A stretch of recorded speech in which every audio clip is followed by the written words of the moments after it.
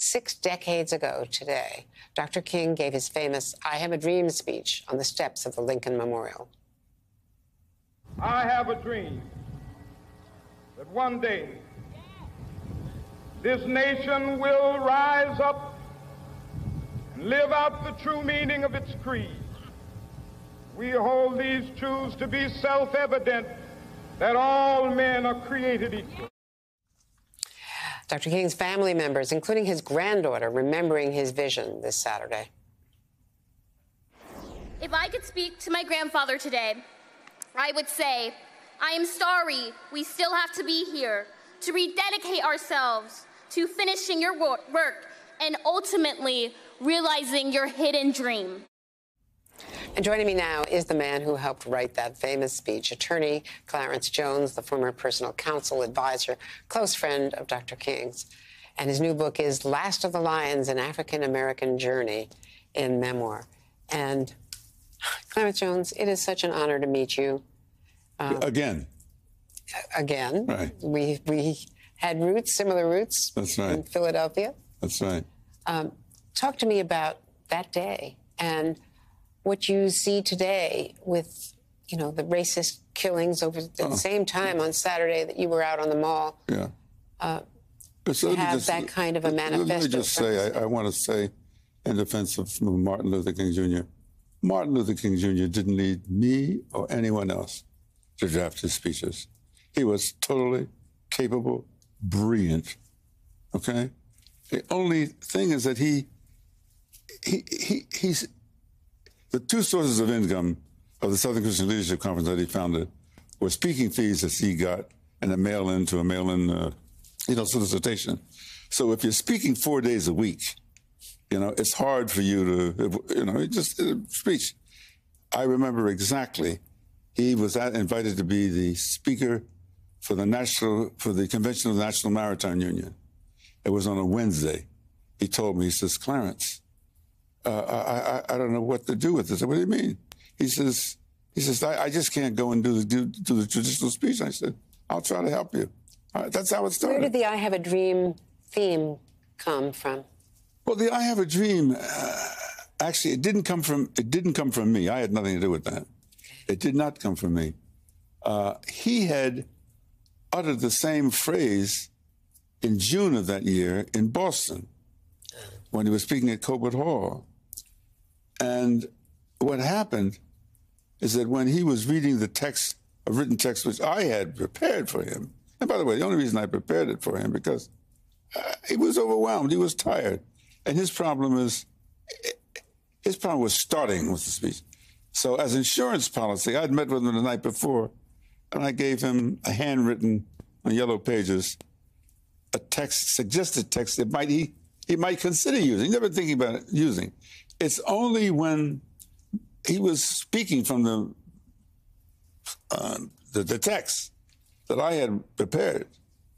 Mahalia Jackson got up and said, tell him about the dream, Martin. Tell him about the dream. That's when he took the prepared text that I had written, pushed it to the left side of the lectern, looked out over the crowd, and then did something, unless you've been around a lot of Baptist preachers, you're not going to appreciate what I'm about ready to describe.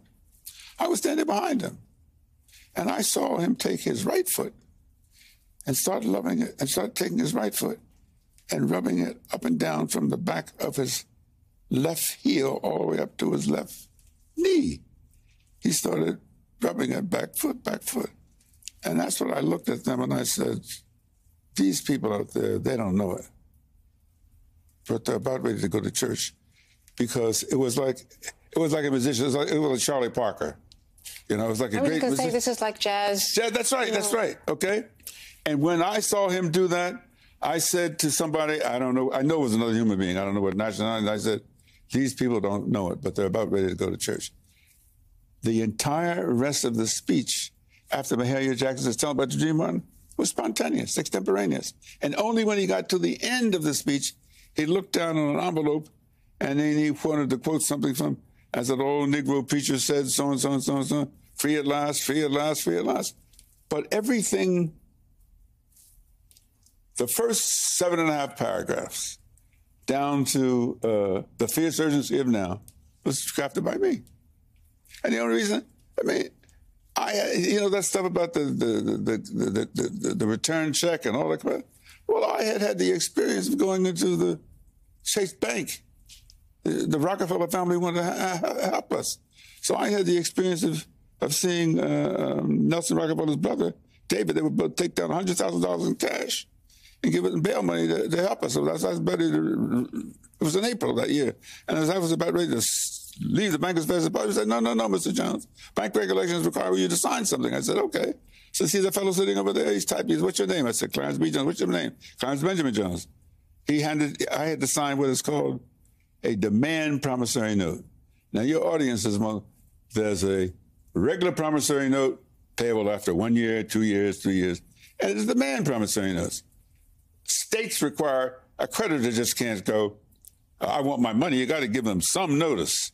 In New York at that time, I think it was the statutory time was 5 years. But the point is, it's a promissory note you had to pay on demand. So after I take $100,000, I'm rushing out to go to the plane, and I stop at the payphone and call Harry Belafonte, who arranged for all this. Harry said, "How did it go?" I said, "Harry, you didn't know. You didn't tell me I have to sign a demand promissory note." He says, "Better you than me." I said, "But you got more money than me, brother." And I was really angry, but I got on the plane, went to Birmingham, took $100,000 money and helped bail out all the kids and so forth. Tuesday morning, when I come back, I'm in my office as a messenger from the Chase Bank. And they say, "Mr. Jones," I show some identification. And an envelope marked personal confidential is the promissory note that I had signed. Oh, my gosh. David Rockefeller. Oh, no. And I turned over and looked at the back of it. It said, paid in full. That tells us so much about what was the most integrated march to that day. It was an outpouring of people. 25% of that march was white people. Yeah. And let me tell you something. This is why I am here. Everybody knows I was Dr. King's lawyer, but let me tell you, in my final years, I'm here. I'm so delighted to do this interview because of love you forever. Now, come on, Alan, don't get upset now. I respect you, your husband, immensely.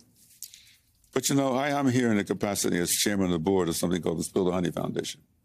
The Spill the Honey Foundation is a foundation dedicated to forcing us to remember the alliance of what made the civil rights movement possible. You know what that was? See, I'll tell you what it was. We thought that all white people look alike from a distance. And I'm not a bashful person. So I go up to somebody and I say, "Excuse me, so-and-so, why are you here?" There'd be some demonstration someplace.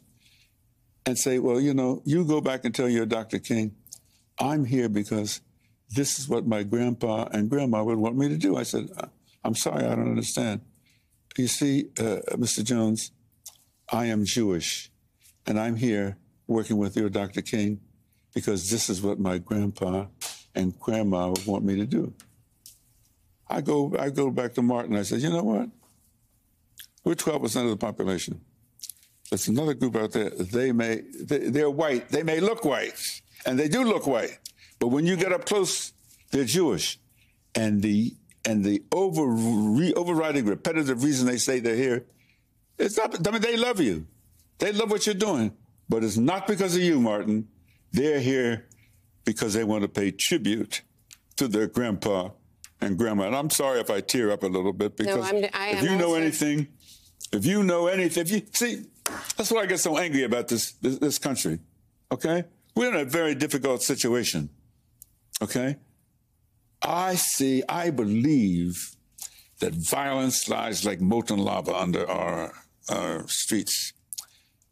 And I'm not trying to be an alarmist, but I'm just telling you what I see. I'm in Palo Alto, California, in Silicon Valley, and I am telling you that there's a level of violence and there's a deep level of anti-Semitism in this country. I'm not trying to cry wolf. I'm just telling you what I see. Clarence Jones, will you come back, please?